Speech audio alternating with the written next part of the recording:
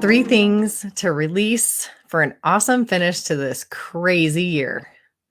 2020 has been nuts and it is not over yet. And that's actually a good thing. I know some of you are like, I don't know what else I can take. I don't know how much more I can take, but I promise you it's a good thing that it's not over yet because you still have things to do and goals to reach. And I'm going to tell you what you can get rid of in order to get yourself where you want to go. This year has tested us. It has tested you specifically. You've been trying to battle, keeping all the balls in the air, and it feels like you're standing on a wobbly board. And just when you get things in balance, someone shifts the board and it all goes crashing down, and you have to start over again. And for someone who is accustomed to having things under control, this can be a little challenging. It can be a little frustrating, and it can be a downright disaster. So, do you know what you need to release in order to achieve that feeling of control, in order to begin to move forward again? If you don't, I can tell you. Right now, there are two battles that you are fighting. I'm trying to move my notes so I can see them better. We are fighting two different battles. And the problem is you're losing. Your body's under immense stress right now. Your eating habits have probably changed.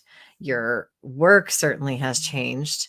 Your childcare and schooling situations are creating stressors that are constantly shifting. Activities that you used to do for fun, ways that you used to release that stress now are no longer available to us, or they're very limited or, modified to where they may actually create more stress trying to do them than the stress you would release doing it. So essentially, you are a tea kettle and the stovetop is getting really hot. And if something doesn't give, you are going to blow. The good news is that you're only fighting two battles. The bad news is that you're fighting two losing battles. So let's talk about those two different battles. Battle number one is the battle against that which has already happened. Battle number two is the battle against that which has not happened yet.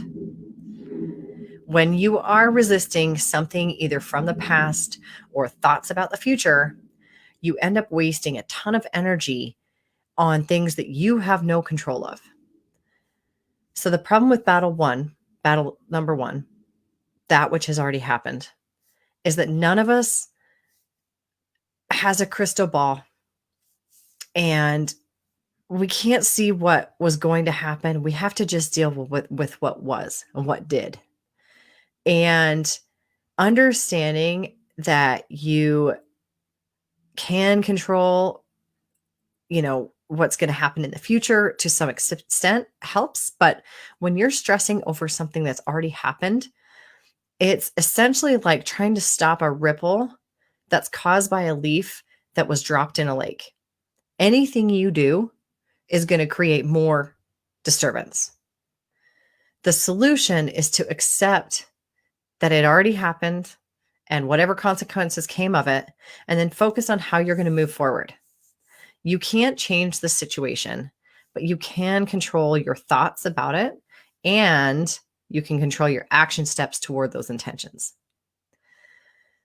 The problem with battle number two is that because we don't have that crystal ball, we can only take an educated guess on what might happen, but we don't know for certain. And stressing about it or trying to control it is just a losing battle. The solution is to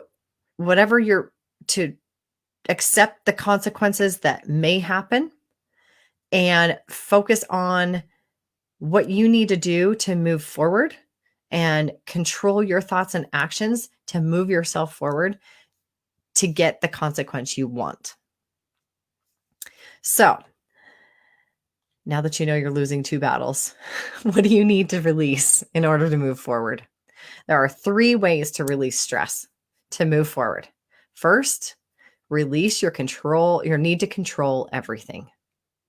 I know I personally battle this one every day.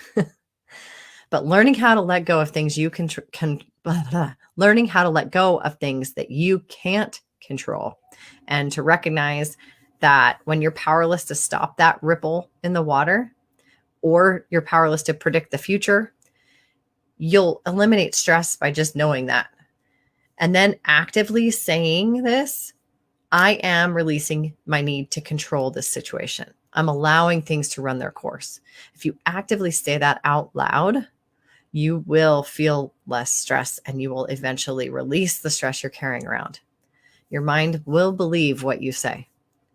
The second thing you need to do is release the ideal outcome. You may have an ideal outcome for a situation in your mind, but if your expected outcome doesn't happen, focus on gratitude. What we focus on grows. We know that. So focus on the lesson you learned, the challenge you faced, or the challenge you're about to face, the strength you gained from that situation not going as you planned. When you find something in every situation for which you are grateful, you'll begin to appreciate any outcome, not just the one you thought was ideal. The third thing you need to release is your breath. When we're under stress, we hold our breath. We unintentionally tighten our back and our shoulders, and we breathe really shallowly or even hold our breath.